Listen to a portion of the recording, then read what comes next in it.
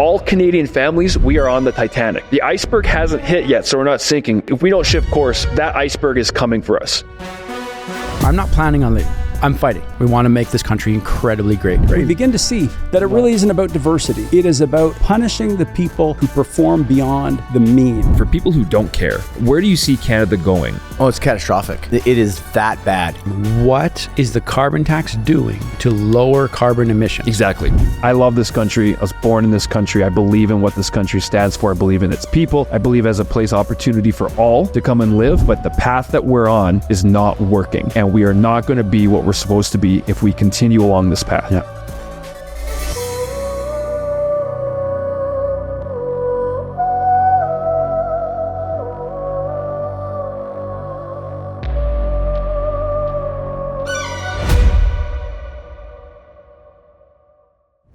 Well, welcome citizens to the CTZN podcast. How you guys doing? Hope you're well wherever you're watching. Jeremy.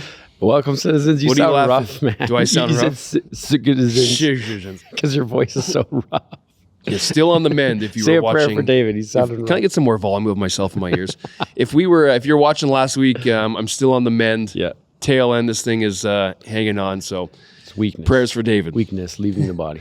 Everyone should put up a black post on their Instagram and saying prayers for David. We have prayers. We need prayers for more than that. Let's make it a movement. I'm moving. Oh, gosh. Lots of stuff going down. As you know, it is, I think the next 4 years is not going to be short of any news of things to talk Yeah, no about. doubt. About 20 seconds ago, I actually just saw on X that Donald Trump is going to sign an executive order ending the Department of Education in the U.S. I saw that. So that's pretty fresh. But a couple things, we obviously had giant in the last couple of days. We were facing a tariff war with Trump, which, by the way, we are not out of the woods yet, just so you know. But there is a temporary relief for 1 month. I find everybody's take on this is quite short-sighted. Yeah. I think that's one of the things that people don't seem to understand. And I'm not claiming I totally understand it, but I'm just saying Trump isn't. He's not a short-term, short-sighted. He's a long game, and so a lot of people are like, "Good job, Trudeau. Good job, this." And I saw a video. Maybe Paul can find the writings of it or the comments of it, but this guy was breaking down what Justin Trudeau negotiated with Trump. Yeah. And the guy was like, Donald Trump is pausing his tariffs on Canada for 30 days because they reached an agreement to secure the border. But in reality, Trump just got played like a fiddle by Canada. Justin Trudeau played Trump, totally played him. And da-da-da. Trudeau's playing chess and Trump's playing checkers. And I was like, I don't know about that. I think, again, very short-sighted. Okay. Because the guy was saying that everything that Justin got for the next 30 days, Yep. that was able to pause this, is everything that we've already had implemented. And that might be true. I think there is some truth to that because I think it was $1.3 billion in funding going towards security, 10,000 troops. So the guy was saying that this has already been instated and that he's kind of just playing Trump with that. I'm not convinced, and I'm very curious what everyone at home has to say. And I'm really not convinced that this has to do with anything to do with border security or fentanyl. That seems like the short play. At least the avenue to continue talking about this. Because even, remember what I sent to you and Paul? Which one? I'll read it to you guys. And Yeah, it'll take me a second to get to you. But I texted it to you guys. Actually, I think I have it right here. Go find it. If you Give it. do you need a couple seconds or No, I got it right here, actually. Okay. I texted this. Was Monday morning, 10 a.m. Okay. So right when he's set to talk to Trudeau, right? So this is around 10 a.m. Mountain Time.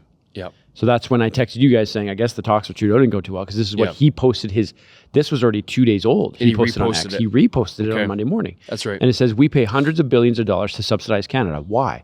There is no reason. We don't need anything they have. Which, again, he's not fully, like you could break all this down and be like, nah, this isn't all quite truthful. But that's what I mean. He's not actually looking for the details. He's looking for the ideas of people to jump on board with him is what I sense. He goes, we have unlimited energy, which isn't true either. We have unlimited energy. He's missing words here. So should make our own cars. So we should make our own cars and have more lumber. We have more lumber than we could ever use. Without this massive subsidy, Canada ceases to exist as a viable country. Harsh, but true. Therefore, Canada should become our cherished 51st state, much lower taxes, and a far better military protection for the people of Canada, and no tariffs. So like I've had people break down word for word I saw online, people break down his things going, they do need us, they don't have unlimited energy, blah, blah, blah, blah. And I'm like, you guys are missing it. He's trying to paint a picture here and see who comes on board. That's at least my take on this, because I'm going, he was set to meet with Trudeau a few minutes after that. And I'm like... And there was no announcement because I believe they had 2 calls on Monday. And then the second call, that's when there was, they announced, and Justin Trudeau and Trump announced separately the delay. I agree with your take. I think you have to zoom out and think big picture. And if you guys are listening and watching, try to back out and not get caught up in the details of fentanyl, 25% tax on exchange goods. Why would President Trump want to do this? Is he just being whimsical about it? Is it like, he obviously is using excuses like, it's not an excuse, wrong word, protect U.S. He wants to do that. But remember, I think excuse is probably a fair word. Yeah. Because it's... to achieve it, there's a greater goal he's trying to achieve. And remember, he's had 4 years, not just him, people around him that are strategists that understand what does tariffs represent. They essentially, obviously they're a tax, but they represent trade. Yeah.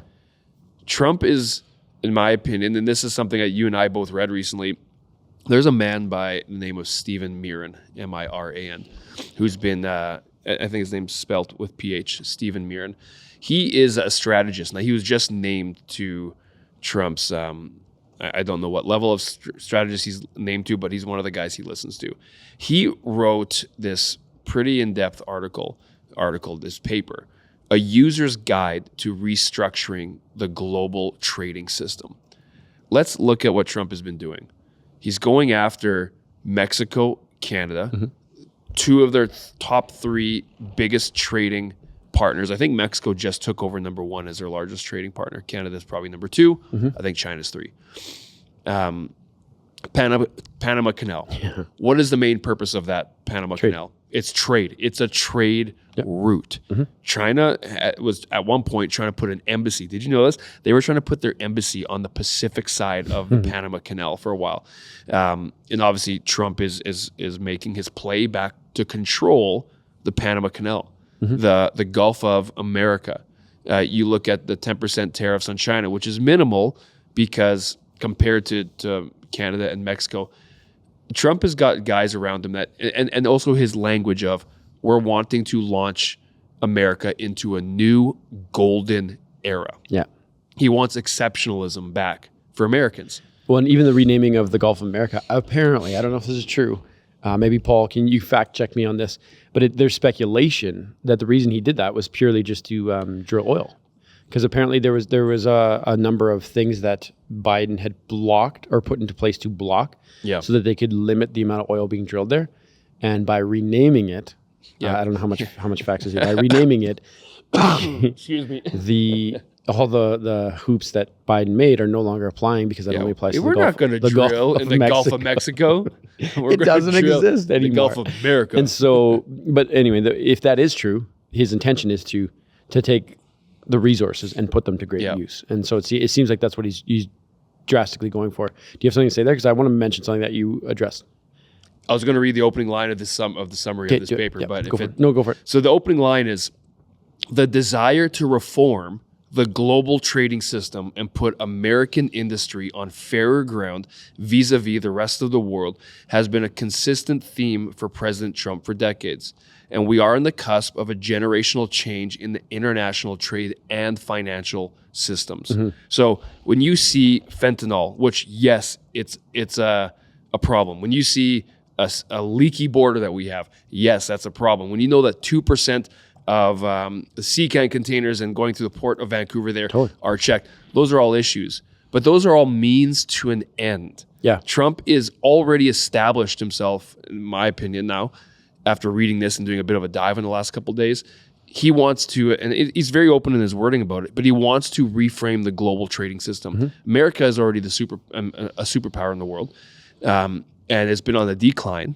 If you want to read a fantastic book, read Ray Dalio's book, new world order, and it goes over generations, showing the rise and fall of world powers and different indicators that you can see as to when a world power peaks and when it starts to decline. And America's been on the decline for the last couple decades or more. And Trump wants to change that. So all of these things, the means to the end of all those things with trying to put tariffs, is he is trying to make everyone come to the table so that he renegotiates and he puts America on level playing field. Even though America's great and big, he's kind of right. He exaggerates a lot, but America does help subsidize a lot of the world and what they do. Anyway, so that's the big picture. What you're saying. Well, Look back. And this. What I'm about to mention here are the clues that lead me on to think that this is not about the details of that's actually being kind of negotiated here. And the reason for that is, look at what happened to the bonds Monday morning. The bonds dropped significantly, huge percentages. Yep. And what that is alluding to us, and that's because of the tariffs, because of the uncertainty, and there's all sorts of variables to it. The money markets and investments are being affected. And that's exactly what, so if this was truly about making a deal before the 1st of February, the deal would have been made. Trudeau apparently was being screened by Trump. Apparently Trudeau was trying to reach out to Trump all the way leading up to the Trump first. does not want to deal with Exactly. And you can clearly see that he doesn't. And so I was actually surprised that the meeting went down on Monday. But that's what I mean, though. So Trump is not interested in making a deal before the tariffs come in. Even look at me. I'm not sure about you, but like for me, I had some strong investments in some Canadian stocks in the TSX that I was like, gosh, 30 days ago, 40 days ago, I was like, this doesn't feel like a safe investment. Did you liquidate? I liquidated hard. And so I liquidated 30, 40 days ago because I was going, these are going to take a hit. I went and looked at those same stocks. They're down 7%. Like, that might not sound like a lot to you. Cash, that's a lot. unless you're a Canadian dollar, is not a bad even position. That, look at what our dollar's doing. I know. So Trump is letting the effects hit. Yeah. And my point about me liquidating some of these stocks, not everything, but some of them, is if I'm doing liquidation with my tiny little investments that I got, what are the billionaires doing? What are the market movers doing? They're going to wait. We need to get complete uncertainty. Let's get Martin Peltier back on. For sure. And last time we had him on, you guys, if you haven't seen the episode, he's a finance guy, gave us great opinions, but I'd like to have him on specifically. Let's only talk about investment. Yeah, let's talk about what is he doing? We need to. Because he handles massive amounts of money. People need guidance, and they're hedging, and what is, like, he's not talking about like individual stock picks. This is going to boom. No, he's got strategy for long-term growth. I'd be interested to learn. Well, yeah, for sure. And that's the thing too, is that like it's uncertain. I don't know who to listen to right now. I'm watching all sorts of opinions. No one knows actually what's happening. Yeah, and that's the real thing. Is that like I said, the bonds being affected. The other thing I would say that I would if I could talk to Justin Trudeau, Prime Minister Trudeau, I would question him and be like, why did the meeting take place on February 3rd? You know what I mean? We saw the effects of it Monday morning when the markets opened. Lots of stocks took huge hits. People uncertainty. The announcement waited for a full day. I think Trump's toying with it. I think he is. But what I mean is there's other tools that Justin can do. 2 weeks ago, a week ago, 10 days ago, he could have gone on there saying, I'm repeatedly trying to connect with him to come up with a deal, and he is not willing to connect with me. Even if he would have done that, that would have started something where to show that he's going, I'm trying to save our market, but it wasn't. We waited for we heard crickets all the way through the weekend. February 1st was on a Saturday. But him doing that is also admitting another world leader does not want to deal with him as our leader. Exactly. But what does that tell you? Country first? Or you know what I mean? And so that's what it sounds like. Like if he was, when you're dealing with leadership is whatever you're leading first. Who cares about how you look? You have to like. You know what's an interesting? Okay, let's talk about that leadership thing, because we have seen different great leaders of companies and even sports teams and these guys that have taken a step back and say, listen, I've done all that I can do to get us to this point. I am not the guy to take us forward. Yeah. You know, this is maybe a funny example for all of you hockey fans out there, you Canadian diehard hockey fans. You look at Paul Maurice as the coach of the Winnipeg Jets, a beloved coach with what he was with the Jets, right? Helped them, brought them through however many years they were. And he he stepped back as head coach and said, I'm not the guy that can take these guys forward. So he didn't have another job, but he pulled back and said, I'm out. Another coach came in, and obviously the Jets are number one in the league right now. But Paul Maurice recognized that was a team first mentality. Love the guys and realized I cannot bring these guys forward anymore. Someone else with new tools has to come in. There's a book I'm reading Worked out right good now. for him, but There's a book I'm reading right now, and the title is slipping my mind slightly, but it's called The 5 Mistakes that CEOs Make or something like that. Okay. And maybe, Paul, if you got it, I'm not fully through the book, so I don't like recommending books when I don't get to the end of them. But one of the number one pitfall that it talks about that CEOs make is they're worried about themselves. And essentially, not even just CEOs, leadership.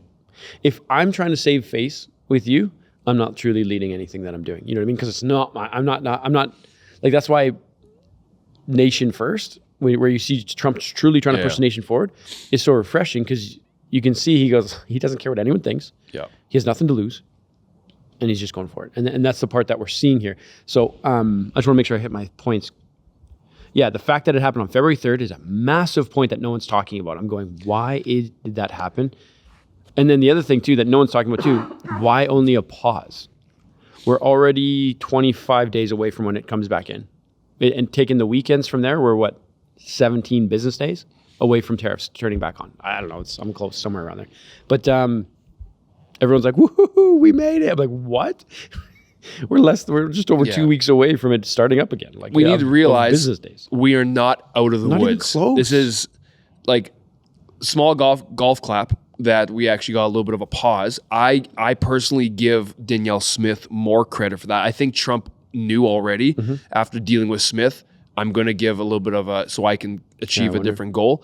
And then when Trudeau and them connected, okay, you have to remember, do you remember Justin Trudeau's hot mic incident with the world leaders at one of the summits where he was trashing Trump? Yeah, his mic was on. It was caught. I forget. Paul, can you search this for us quickly, Paul? See if you can find it. There's a hot mic. And on top of that, no one expected Donald Trump to come back in, especially from in the last 4 years, maybe minus the last year. No one expected it. So you had Trudeau not speaking very kindly about Trump. I do think there's a personal factor here. Oh, yeah, I got it here. But the personal factor is not driving Trump, but I think that's what's causing him to toy with Justin Trudeau a bit and saying, I'm not going to take a meeting. Willing to go with Danielle Smith and other guys. But if you have it, let's try to screenshot here. I'll screenshot I got to jump off here. I'm on the screen.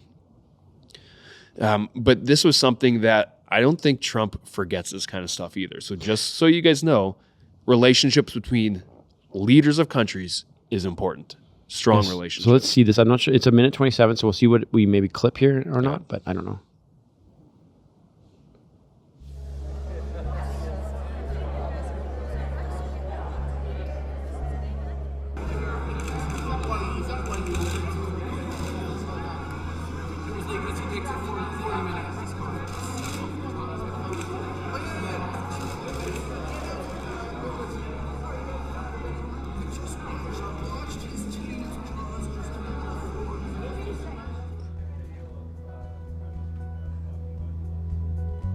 Well, he's two-faced. He's a nice guy. I find him to be a very nice guy. But, the truth is that I called him out on the fact that he's not paying 2%, and I guess he's not very happy about it. This is 2019.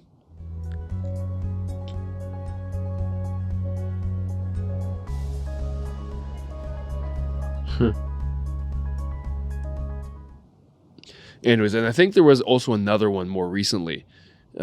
Yeah, but your point, though, is right that there are things that been built up, and there's been so. Anyways, my point in that is that you're right. It seems like JT does not have a direct good line. Like you look at Benjamin Netanyahu, who calls Trump his personal friend. Like he'll pick up the phone. I bet you Trump will just answer. Like that's the type of leadership you need and relationships you need to be able to cultivate to be able to get through sticky situations, even when you have someone who's Trump is America first, doesn't care about Canada. So anyways, it's very minor win, but we're not out of the woods yet. But the thing is, when we talk about, I'm going to put this up because I posted this on our Instagram. If you guys don't follow us on Instagram or Twitter, X, or YouTube, you guys should, at Real Citizen. Follow us. That's where we're acting quite a bit.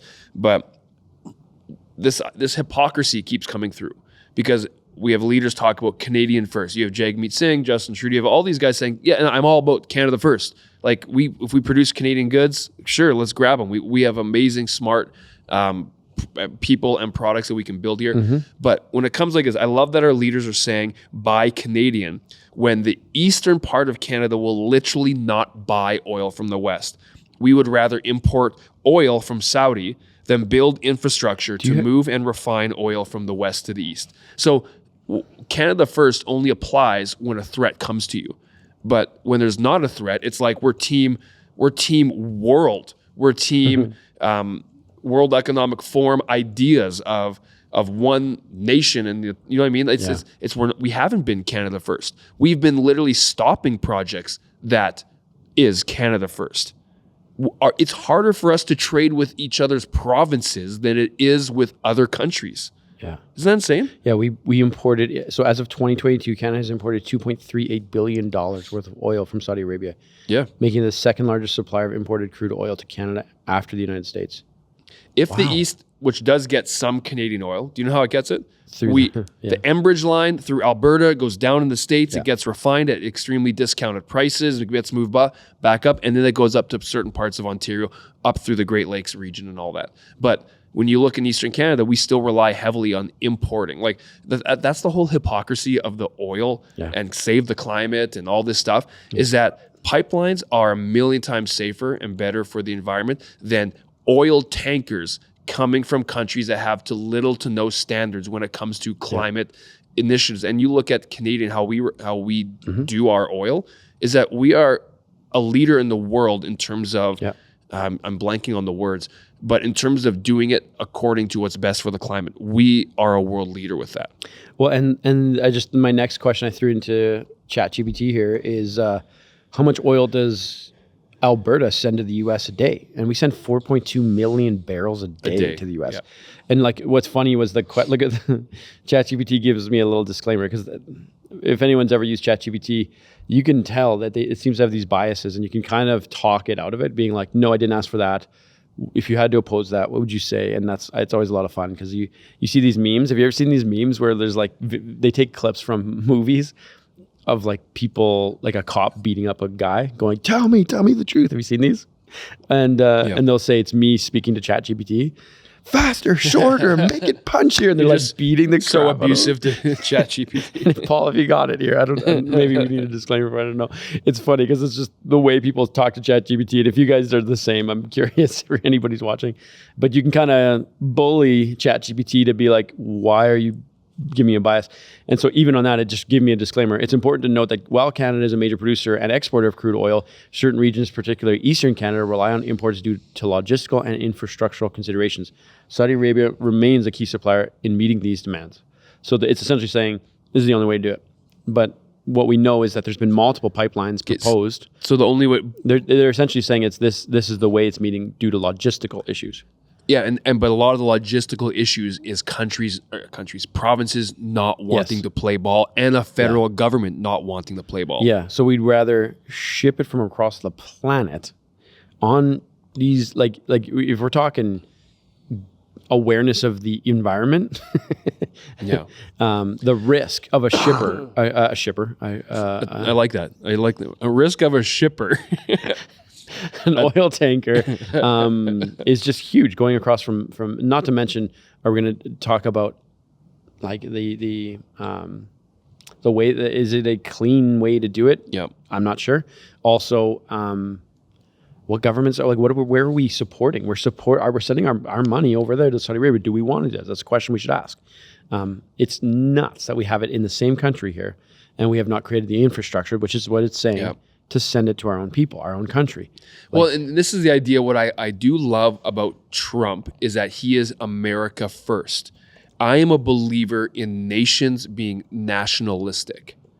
I think it is the healthiest thing for the world is that when nations focus on themselves and they build their own nations, that is what makes a healthy world. Yeah. is that if each nation is strong, has the ability to stand for itself, it allows for several check and balances within the world. So if you do have a very strong, because a lot of people who might not like that word, they might think of Nazi Germany, a very strong nationalistic to the point of get rid of people that aren't who we are, is that if you have a nation like that rises up, you now have other strong nations that can put it back into check, because obviously it's morally wrong on so many levels. My point is that I think that Canada, the only way that Canada is going to be able to make Canada great again is to be nationalistic. What is best? And I do think that, you know what? Yeah, we need to invest heavily in building the infrastructure to be able to resource ourselves first. We are one of the most resourced, richest nations in the world. We've got, it's amazing what we have, but yet we keep shooting ourselves in the foot over and over and over again to not allowing us to even benefit off that. We ship it out and let it benefit the US. We ship it out and we benefit. It's, you know what? Let's benefit ourselves first. Let's get Canada first. Let's stop throwing money to the Ukraine and throwing money, all the, like, this is basics. This is 101. You and I we're smart guys, but we're not like rocket scientists. You don't need to be rocket. This is just good leadership, disciplined in nature, and selfless leadership. Yes, for sure. That's what you need. And wisdom. And wisdom looks down the road. Wisdom looks at dependency. Wisdom looks at fortifying. Wisdom looks at all the possible variables. No one saw COVID coming, but you can still predict things happening. Being like, are we fortified to weather the storm that could be ahead that we don't know is coming? That's one of the problems I have with depending on a country on the other side of the planet for oil. Is if somebody wanted to go after us, just intercept those ships. You know what I mean? Intercept them, take them down, make them sink if you had to, do whatever you got to do. And what do? We're so reliant on that. Like, one of the things that I've often looked at is that you look at, I've got a few relationships in my life that are people who used to be in national security and these types of things. And so I love to pick their brains and ask them questions and things, and they don't really share all that much. But do you guys put your phone in the microwave before you chat?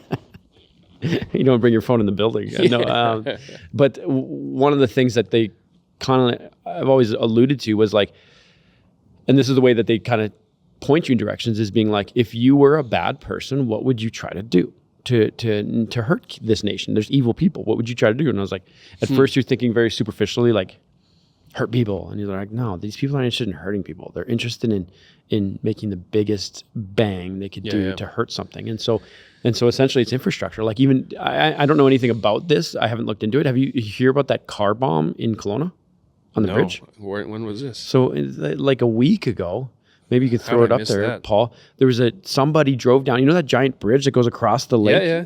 I think it's the only bridge connecting. Yeah, the only bridge connecting. Down the other way, yeah. So think about that from a key infrastructure point of view. At 3 a.m, they parked a van full of bombs and blew it up on the bridge. And so this is my point, is I haven't heard anything to come with that, and maybe we'll unpack that and figure out what was actually going on there, especially because it's in our own country. That's an infrastructure attack. You know what I mean? That's a main roadway to get through, and I think it's the next road to get across is what? It's way down the lake. An hour and a half across, so that's a main trade route. They could go by boats, but it's absolutely like detrimental. Yeah, exactly. Down by Vernon, so everybody working that day, I don't even think could get across. Everybody has to stop. It just nails things. And so infrastructure is the first thing to go. And so relying on oil from across the world is ridiculous when we have it sitting in our own nation.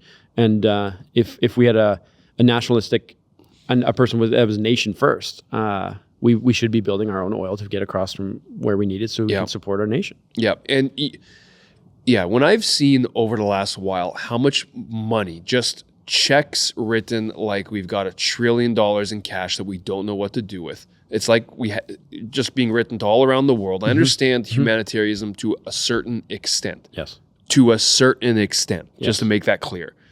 But when we have people, like we've been harping on this, that it's almost like there's emergency statuses that's happening in our country where, was it 1 in 4 in Kingston, Ontario? People aren't sure how they're going to get their food. 1 in 3 households. Food bank lines and all that is at all-time highs. We've got, obviously we have a housing crisis. We have inflation, which is still an issue. The problem with inflation is a lot of times we see prices go up, and then when inflation drops, prices aren't going to drop. Like you see that lots of times that happen. Well, our Canadian dollar getting weaker and weaker, like that is. Do you remember our whole like deep dive on immigration? Yeah. That also, like, this isn't a fully educated take on this, but like when you have that level of immigration coming into small towns with infrastructure that's not meant for it, just as you said there, housing can't support it, the economy can't support it, and so you have huge flooding of people coming in. And there's no question the food banks are being drained because you don't have people who can get jobs. Yeah. I saw a report yesterday saying this one lady who's an educated, she's got her, I don't know, bachelor's in business or something like that, and she's been applying for jobs for 8 months in Calgary, 8 months, and she's like, I can't find anything. I'm begging for things, and so now she's going. So now I'm starting to look for minimum wage jobs, and I'm like, that's the problem. Oh my gosh. Is that there's too many people for not enough infrastructure, and it just decimates the competition in the market. Not only housing, but that's why I think our food banks are being drained. We've got a good friend here who runs a food bank here, and he can't keep the shelves full. He can't keep them full. He's trying so hard to keep food on there. And then you also throw in a strong ally partner to the south, where lower taxes, you can make more money. Yep. You can probably get a job. Yep. All these different things, and people who are educated and who are, call them high quality in terms of workforce, well, they're going to be very tempted to For sure. go somewhere else. Yeah. So again, this is not a Canada first method, and we really need leadership that is Canada first. And I think as you guys are listening, as you guys are watching, as you are looking at all levels of government, from who your mayor is, your mayor should be your city first mayor, right? Yeah. I'm going to criticize Nenshi again on this, because he put out a tweet the other day slamming our current premier, Danielle Smith, stating, we need a premier that is thinking of all of Canadians. And this is the leader of the opposition who wants to be premier in Alberta. And that take is such a wrong take, because no, we want our premier, just like we want our city to be, our mayor of Calgary to be Calgary first, we want our premier of Alberta, guess what, to be Alberta first. It doesn't mean you throw Canada into the trash, but it's Alberta first. Her job is the best interest of Albertans. Her job's not the best interest of Saskatchewan Indians. Is that what they call themselves? Manitobans, Ontarians, whatever. That's not theirs. So this idea of when Canada will function best when everyone stays in their lane and focuses on what they need to. So from prime ministership and the leader of the federal party and the whole party that's in power, Canada first, right? Premiers and their party, their province first. And when you do that, then you can actually set yourself up to find win-wins to work together. It's like the other idea, this globalist idea on a macro level, but also on a micro level, when you have premiers or a leader of oppositions thinking about other grander things, it's like, no, you got your job definition wrong, right?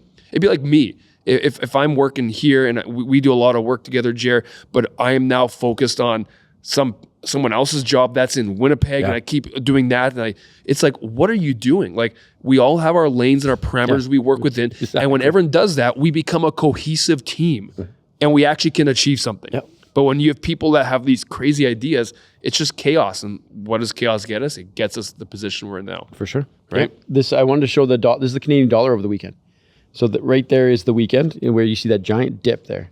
And so the dollar took a dive. Yeah. And then Monday, you see February 2nd. Okay. You see when the negotiations happened and that they paused it and then it returns back. So I think right now we're approaching 70 cents, which is this is also a sad day too. Well, it's still a sub $70. Yeah. Just to remind everybody, I think it was 2011, 2012, our dollar was at par and even slightly higher than the US. Par. So if you're planning a trip to Florida, imagine it's actually, at that point, it was 35% less expensive dollar for dollar going across to Florida. And who was prime? Was it Harper, Prime Minister? Harper, yeah, he was. So I'd be so curious to get even Paltier's take on why he thought the dollar got so strong there in happening. What did Harper do to get the dollar there? Paul's texting saying he's available February 12th. So if you want. Let's get him. 100%. Let's get him. We got confirmed for in town though. And if you guys have questions for Paltier, bring them in now, especially when it comes to the market, what to do, how we're going to handle this. Should we invest? Should we not? And where should we invest? How do you hedge? What do you do with your money? What do you do? I'm honestly, even right now, we're house shopping, and I'm like, should we? I don't know. I don't know what to do. Like, I guarantee you, there's so many people who are thinking that. I'm going, these are all giant questions. I have no clue. No clue. It's just a giant question mark. Yeah, exactly. On the idea of Canada first, I don't want to let this go. I am still a firm believer, and I think most of us are, even though there's a small win that happened yesterday, and I'll say this again, we're not out of the woods. Yeah. It's a temporary pause. It's not a solution. Canada first action right now is still getting Parliament back in session. Like, it is absolutely 100%. Asinine. There's no question that we are not allowing our government to function in this crisis, this state. I would call this a state of emergency with the economic impact that this could have. And we still do not have Parliament. You know why? Because it's not Canada first. It is party first. We are delaying the function of our government right now so that the Liberals can find the best way to get their house, not Canada's house, their house in order to survive. Yeah. It's as clear as day. Like, I know they'll state things like, we've got the tools to do what we need to do. No. You've been propped up by another party for years. Your status in Canadians and the favor that you have with Canadians is at an all-time low. Yeah. Canadians deserve to be able to speak again as to who we want to captain our ship. That's what we need. I've got a group friends chat that we text back and forth. That we clip back and forth, and we clip back and forth. We text back and forth. Yeah, I took your word. I got you. And I wanted to kind of share a few of the things. I'm not going to quote anybody. I'm not going to do anything like that. These are my friends, and we're all talking in confidence here. But like, a friend of mine commented and went, "Well, looks like we're in a trade war." And then I wrote, "Yeah, I'm very curious how this is all going to pan out." I'll only quote myself here as far as quoting goes. How this is all going to pan out? We really can't afford to play hardball very long. We are in the passenger seat here, in my opinion. The tariff package that we're discussing to pay people is going to be affected, is only going to perpetuate the issue and increase the problem by hurting us more with inflation. Feels like we have people who don't care about policy, creating policy and just hurting us. And then one of the friends in there began to kind of almost sympathize with the decisions being made, saying that he truly feels that it's being made in the right interest of from a good place. Yeah. And then that's what we began to debate on, being like, how can you say that? I just, there's no evidence to show that, in my opinion. And if people feel that way, I want to please try to convince me so that I can see what I'm not seeing. And then some of the guys in here got cynical and said, maybe I'll run for office. And I really jokingly went, I'd vote for you. Like, and so we kind of went back and forth about that. And then one friend was like, and then we could all be in office because you'd vote us all in, right, as your friends. And then we could make an app that we'd charge $68 million to make, and nobody would use the app. And he's referring to ArriveCan. Yep. And I was like, and that's what I mean, is like that it went so cynically, so quick, is just a small sample size of a few Canadians across the country who are good friends, all around the same age. And these are our experiences being like, we can't buy homes, we can't afford this.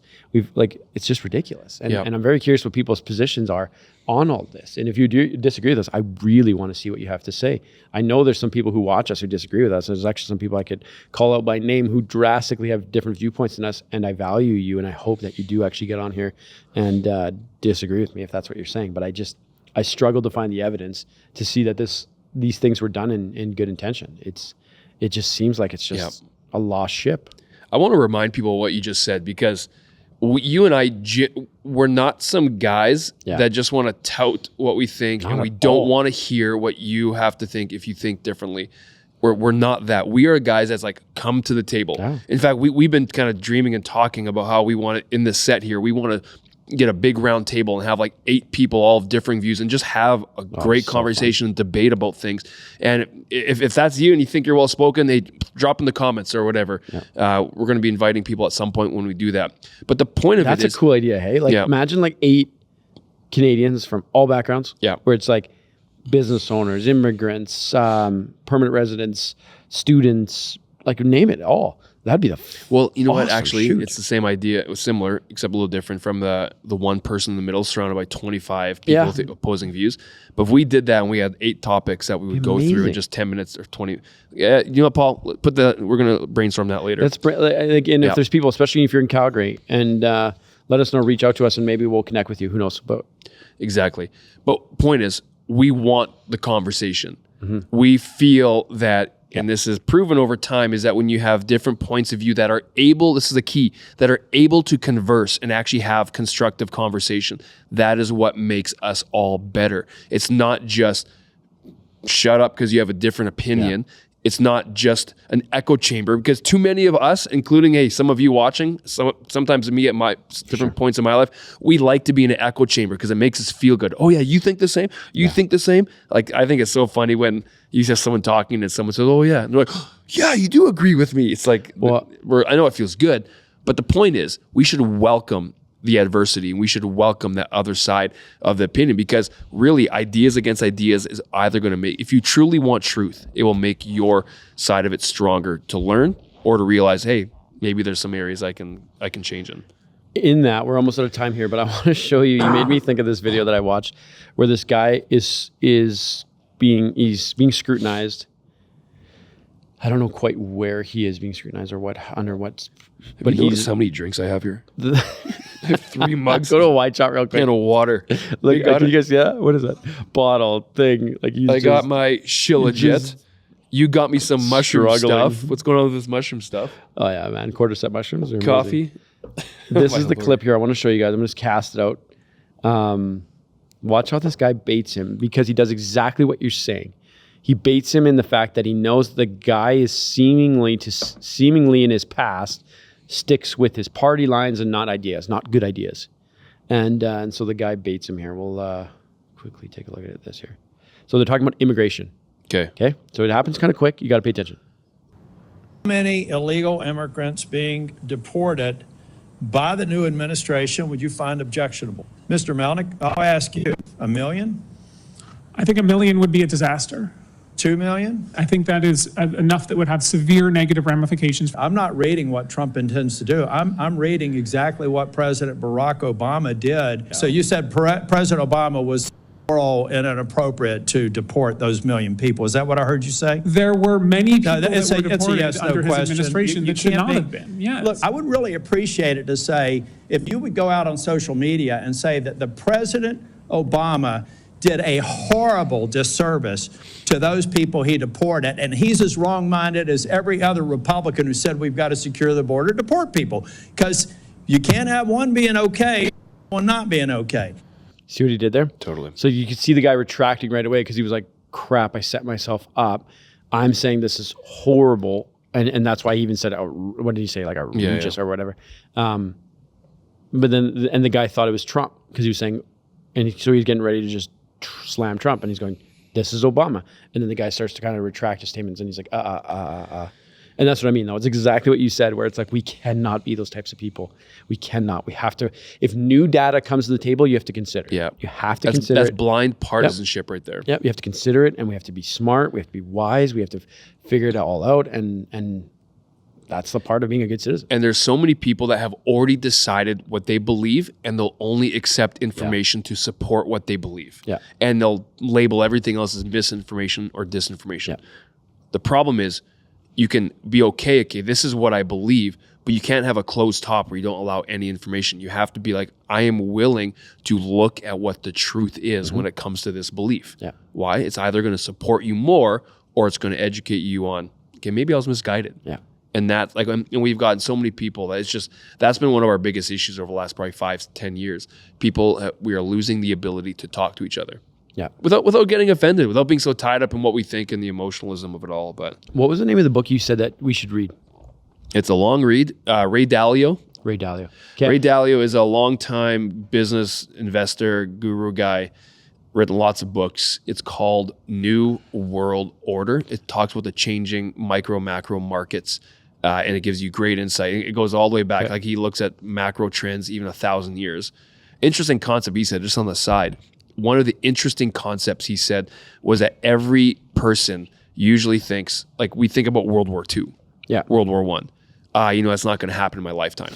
But the trend shows that every person's lifetime is there some major event like that. But because it hasn't happened in 30, 40, 50, and we're coming on to 80 years now, it hasn't happened that long. It's not going to happen in my lifetime. Chances are you and I are going to see something giant in our lifetime.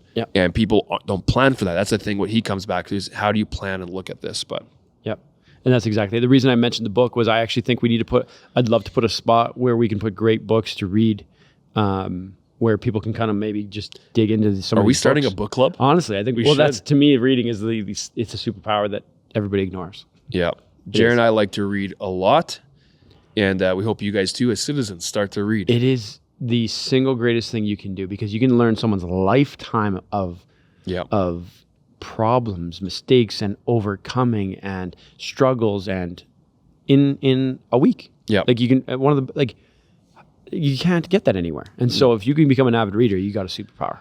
And most people know it and don't do it. Yeah. Leaders are readers. Absolutely. Absolutely. Are we wrapping? Start a book club. Let's do it. Let's figure that out. Citizens Book Club. I don't know where to put it, but we'll put it somewhere. And we want recommendations. If you got books that you read that have changed your life, we'll put some of my recommendations, some of David's on there, and then also Citizens' recommendations. Yeah. Love it. Anyone you want to see on the show, let us know. Thank you guys for your support. Also remember our whole Return to Reason family. So check out Leighton Gray and David Lease as well, what they're doing. Awesome work. Check out Merit TV Canada. Absolutely. We've been talking a lot about that. We are also on Merit TV. We're so glad to partner with Dr. Phil. It's on Rogers and Bell right now. It's going to be on other places. So go watch, support, and we believe there's a lot of great things coming. So thank you for hanging. Show goes on. Show goes on.